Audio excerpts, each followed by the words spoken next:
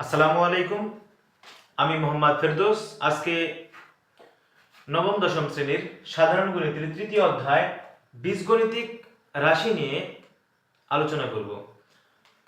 একদম প্রথম থেকে একদম বেসিক থেকে শুরু করব।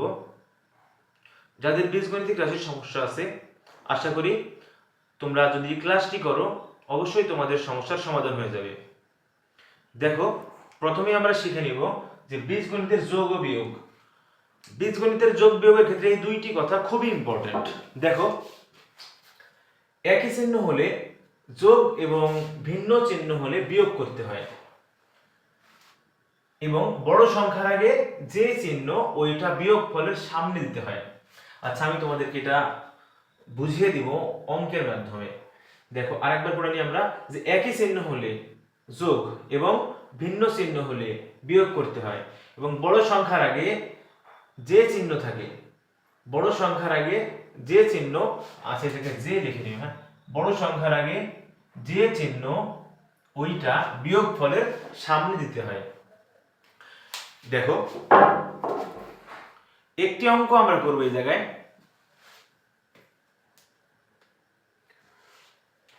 দেখো, একটি যদি অঙ্ক করি আমরা যে 5a মাইনাস 9a, এই অঙ্কটির সমাধান করলে কি হবে? দেখো, প্রথমে খেয়াল করতে হবে যে দুইটার চলক একই আছে কিনা। যোগ বিয়োগের ক্ষেত্রে আমরা যদি যোগ করি বা বিয়োগ করি, এই জায়গার ক্ষেত্রে চলক একই হতে হবে। চলক কি? যেটার মান জানা থাকে না। আচ্ছা দেখো, এই জায়গায় এ চলক, ঠিক আছে। অবশ্যই যোগ এবং বিয়োগের ক্ষেত্রে অবশ্যই আমাদের চলক একই হতে হবে। দেখো, এই জায়গায় 5a, এই 5 এর আগে কি আছে? কোনো চিহ্ন নাই, মানে প্লাস আছে, এবং 9 এর আগে কি আছে? মাইনাস। তাহলে এর আগে আছে প্লাস এবং 9 এর আগে কি আছে? মাইনাস। দুটো ভিন্ন চিহ্ন, তাহলে কি করতে হবে? বিয়োগ করতে হবে। তাহলে বিয়োগ করলে কত হয়? আমরা জানি 9 থেকে যদি আমরা এই জায়গায় 9টা a এবং আছে 5টা a, এই 9টা থেকে যদি আমরা 5টা বিয়োগ করি তাহলে কত থাকে? এই জায়গায় 4টা a থাকে। দেখো, একই চিহ্ন হলে যোগ, ভিন্ন চিহ্ন হলে বিয়োগ। দেখো, এখানে ভিন্ন চিহ্ন আছে দুটো, এর আগে আছে প্লাস এবং এর আগে আছে মাইনাস। যেহেতু দুইটা ভিন্ন চিহ্ন, তাহলে করব আমরা বিয়োগ। বিয়োগ করলে 4a। এখন এর সামনে আমরা প্লাস দিব নাকি মাইনাস? দেখো, বলা আছে যে বড় সংখ্যার আগে যে চিহ্ন ওইটা বিয়োগ করার আগে দিতে হয়। তাহলে এই জায়গায় 9a এবং কত? 5a আছে। 9 হলো বড়, এর আগে আছে মাইনাস, তাই দিব কত আমরা? মাইনাস। ঠিক আছে। তাহলে প্রথমে দেখতে হবে চলক একই রকম আছে কিনা। চলক যদি একরকম না থাকে তাহলে বিয়োগ করা যায় না, যোগ করা যায় না। আর এই চলকের সাথে যা থাকে সেটা হলো কি? সহগ। তাহলে এর সহগের জায়গায় 5 এবং কত? a এর সহগ কত? 9। আচ্ছা দেখো, যদি আমরা আরো একটি অঙ্ক করি, দেখো, minus 25m square minus 3m square. দেখো, এটা কি আমরা বিয়োগ করব নাকি যোগ করব? দেখো, দুইটা একই চিহ্ন আছে। এই 25 এর আগে আছে মাইনাস, 3 এর আগে কি আছে? মাইনাস। দুইটাই যখন মাইনাস, অর্থাৎ দুইটা একই চিহ্ন, আর দুইটা একই চিহ্ন হলে অবশ্যই যোগ করতে হয়। তাহলে 25 আর 3 যোগ করলে কত হয়? 28। তাহলে কত? 28m square. এই জায়গায় 25টি আছে m স্কয়ার, এই জায়গায় 3টি m স্কয়ার, তাহলে মোট কত হয়?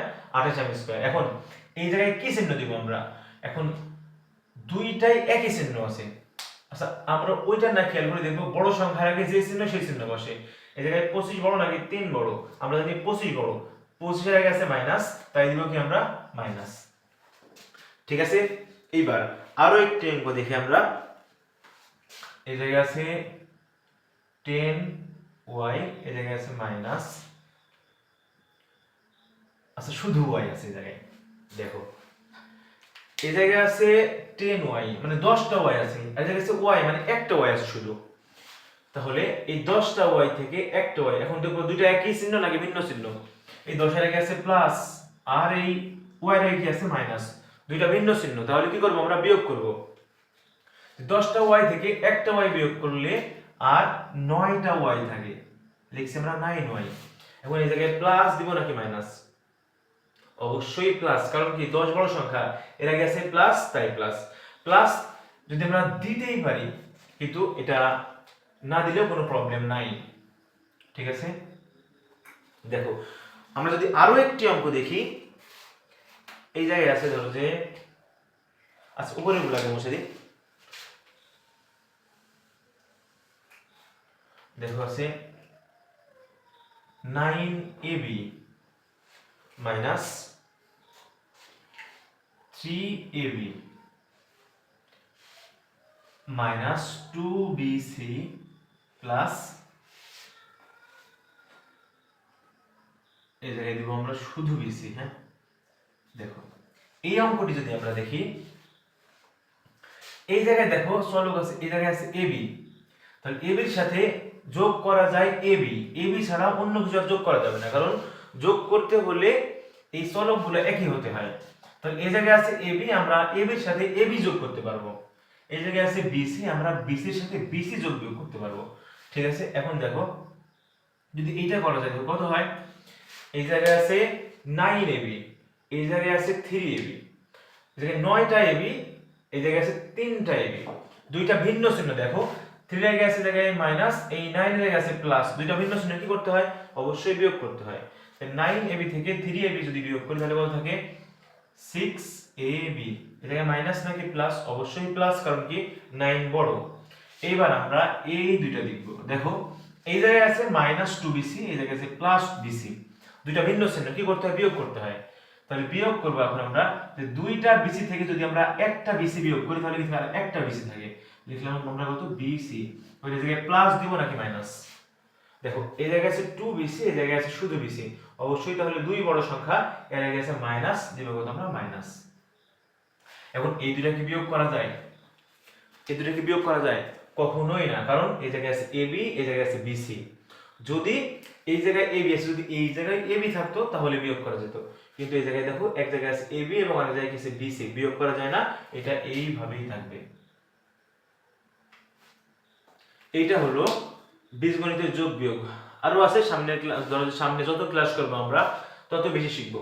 ঠিক আছে, দেখো এখন তোমরা এটা বলো তো, 6x² মাইনাস 2y², এইটা কি যোগ বিয়োগ করা যায়? অবশ্যই তোমরা কমেন্ট বক্সে জানিয়ে দাও যে যোগ বিয়োগ করা যায় কিনা। এটা অবশ্যই বীজগণিত করতে হলে তোমার এগুলো জানতে হবে। দেখো বীজগণিতের এখন আমরা সূত্রগুলো একটি দেখে নেব। দেখো সূত্র একটা আছে মান নির্ণয়, আরেকটা আছে কি 3.1 এর যে অঙ্কগুলো আছে সেই জায়গায় আছে একটা মান নির্ণয় সূত্র এবং একটা কি আছে বর্গ নির্ণয় সূত্র। প্রথমেই আমরা দেখব বর্গ নির্ণয় সূত্র।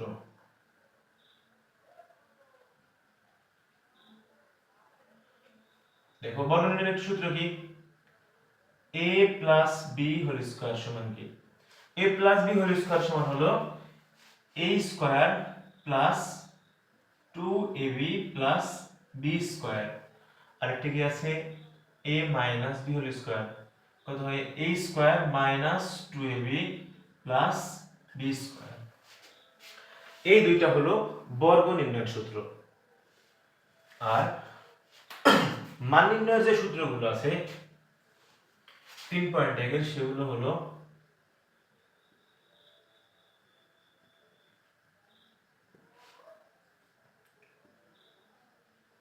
a plus b whole square সমান কি a minus b whole square plus 4ab, আরেকটা আছে কি a minus b whole square সমান কত a plus b whole square minus 4ab, আরেকটি আছে a square plus b square. এই সূত্রটি অনেক ব্যবহৃত হয়। দেখো a square plus b square মানে কি, যে a plus b whole square minus 2ab। আরেকটি সূত্র আছে যে a minus b whole square plus কত 2ab।